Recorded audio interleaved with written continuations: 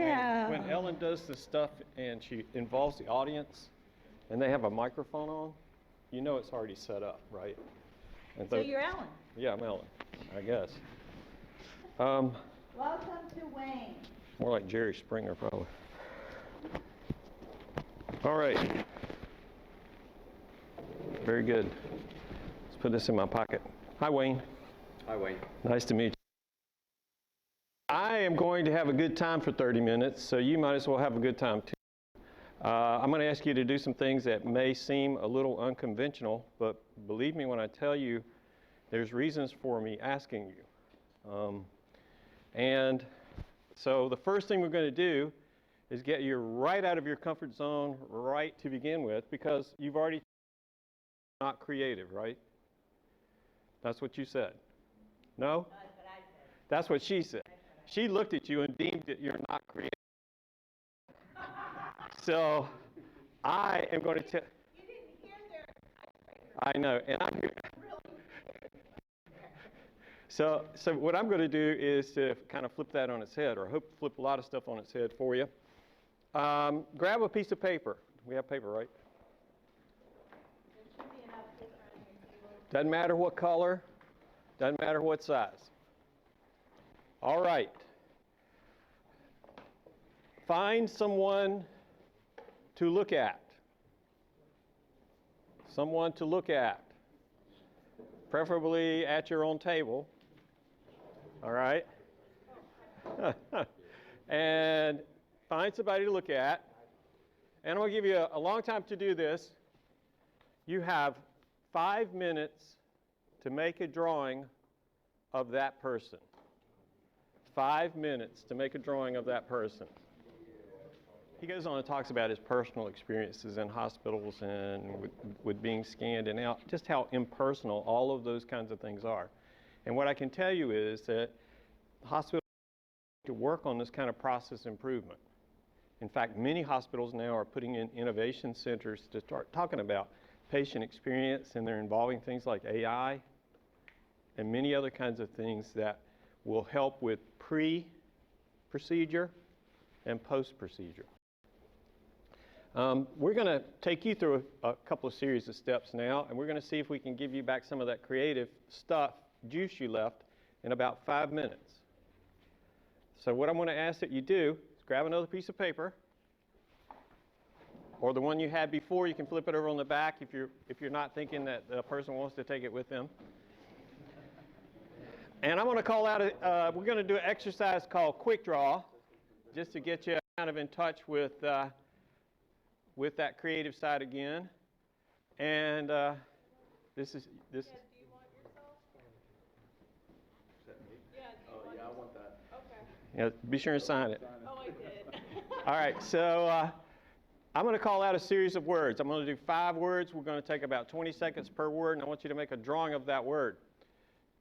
Now, whenever I talk to people about this, I want you to make great art. In 20 seconds, are you going to create great art? I love it when somebody says, yes, I am. Maybe I could, and we'll just see, all right? But the thing to put on this piece of paper is the first thing that pops into your head. The first thing that pops into your head. Sketch it. Best you can, quick as you can. Are you ready? Fan. What does a fan look like, F-A-N?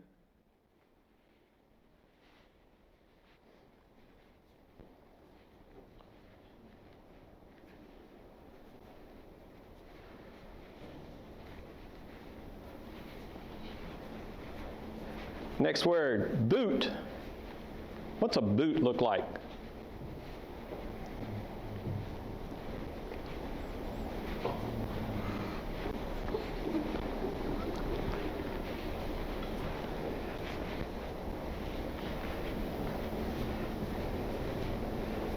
Next word, telephone. What's a telephone look like?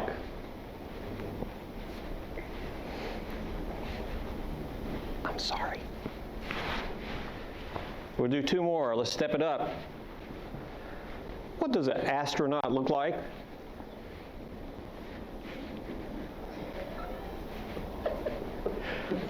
You got it, Megan. You got this.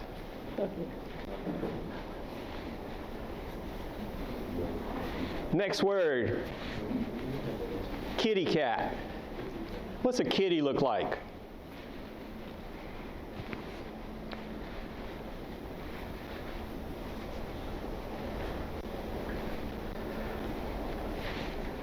Next word.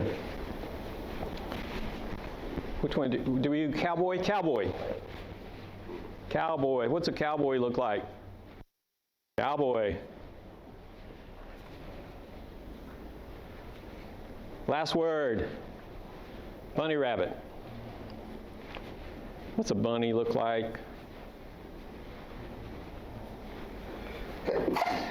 Bless you, bless you. And stop. Let's take a look at what you have on that piece of paper there.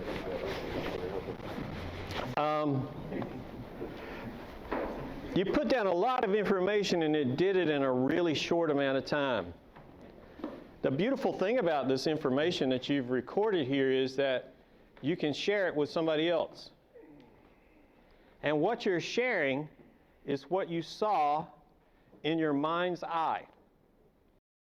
It's the first image that popped into your head when I called out that word, and that's called your mind's eye, and that's what you're sharing. And you've done this your whole life. You've done this your whole life, but you've never seen it as anything creative, but in fact it's very creative. And when you look at this piece of paper, you can talk a lot about what that person was thinking, and you can talk a lot about the way that they process information. May I share your drawing, please? All right, great. Can you find the kitty cat on this page? Absolutely. I absolutely can see the kitty cat on this page. How do I know? It's got the whiskers. You cannot be a kitty cat without whiskers. You know this, right? I mean, you just can't. If we look here, and I called out astronaut, you can find the astronaut on this page. Absolutely can find it. Dead center. You know where it is. How do you know where the astronaut is? Got a helmet on. You can't live in space without a helmet. Everybody knows this. But then there are that we can gather from this, like fan. This is a fan like your mother would take with her to church, and she'd reach down in there and she'd grab that fan out and she'd start fanning. When the preacher was getting on with it, she'd fan harder, and whenever he'd slack off of it, she'd fan a little less. I mean, that's what that is. Then we go look at Wayne's. And this is an electric fan, right? That's what it is, an electric fan. We know this is an electric fan. It's on a stand. It probably, my guess is, it rotates like this. And it cools everybody. And we know what he's thinking about. And then I can look here and I can find, you know, the rabbit too. Where's the rabbit? It's right there. How do we know? It's got ears and a little fluffy tail. We know this, but the nice part about it is we can talk about it. And you've done this your whole life. You did it when you played football. You do it whenever you're trying to think about solving problems. You see things in your head before they happen, right? You do. If you're a mechanic and you walk out and you crank your car up and something's knocking, you can start to identify what is that problem from that knock, and you see in your head where the issue is. And then you have to start planning, what the heck am I going to have to take off to get to that? Work, and you do this all the time. When you played backyard football, you would draw a diagram on your hand, and if you were the quarterback, you could see what that person was going to do before they did it. And if you were the receiver, you could see the route you were going to run before you ran it. And you do this all the time.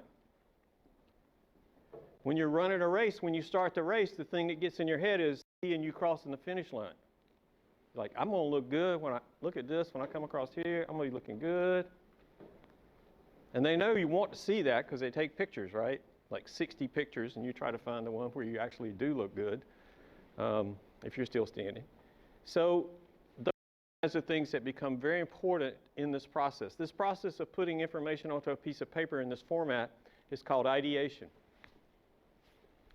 And when we go out into industry and others, we see this kind of thing all the time. We'll go into a company and there'll be a napkin hanging on the wall, and that napkin will have a little diagram on it, and the company owner will say, when we first started this company, TD and Wayne were sitting together having a cup of coffee, and this is the napkin we sketched out what we were going to do on, and we built our foundation on this idea. That communication between these people, and 95% of the time that communication is visual. Does this make sense? Please know that I'm giving you the license to think of yourself as creative again today. I'm in art and design, and I can do that. You don't have to be in art and design to do that. You are now creative. You're going to have to be. Because some of the things that you think are solutions now, as you do your customer discovery and you go through this process and you start thinking about your value proposition, you may have to reinvent. You may have to think of it again. You may have to do in Lean Launchpad what we really love to hear is, I figured out that wasn't going to work. Here's my pivot. Here's what I think might work. And a pivot is not a failure. When an artist makes a piece of work and the piece doesn't come out the way they want, they don't say, I failed. They just slide it over and start making another one and try to make it better and improve it. And it's that continuous process improvement that you'll be going through during this time that you're here learning about Lean Launchpad and the NSF I-Corp principles. These are not necessarily just artistic principles because they're backed by NSF. They have data to prove that. So, but you have to be able to think of yourself as somebody who can recreate and reinvent and move to the next solution. You may have it dead on right, what it is that you're doing, but if you go through this process, you'll be able to verify that every box that needs to be checked off is being checked off. So that's my time. I've got lots of other fun things to do, but we have 30 minutes, and I'm going to stick with that time. I really appreciate you listening and participating in this today. I hope it's been a little bit of fun. Maybe you picked up something new. And I'm in the Innovation Design Lab, so when you need to make that pivot, but you're not sure what to pivot to, like you think you've got the solution, and then Marty and Carlisle, who are realists, go, actually, I don't think you can file on this because this has been covered in 6 different patents, 7 different ways. What else you might do? Does that make sense? So always ask yourself, how might we? How might we? And if you go through that cycle, you're going to find success. So give yourselves a big round of applause. You came here today thinking you were going to do one thing, and you ended up doing another, and some of you smiled all the way through it. So that's great. I give it back to Ms. Van Scott. Good job, Wayne. Thank you very much. We got a break.